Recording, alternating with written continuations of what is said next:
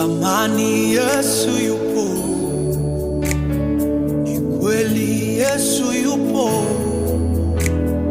tumemtangaza yupo, tumeona kazi zake. Lazaro alikuwa kaburini, zimepita siku nne,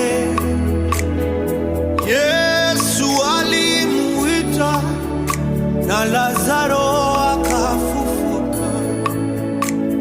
Lazaro alikuwa kaburini, zimepita siku nne,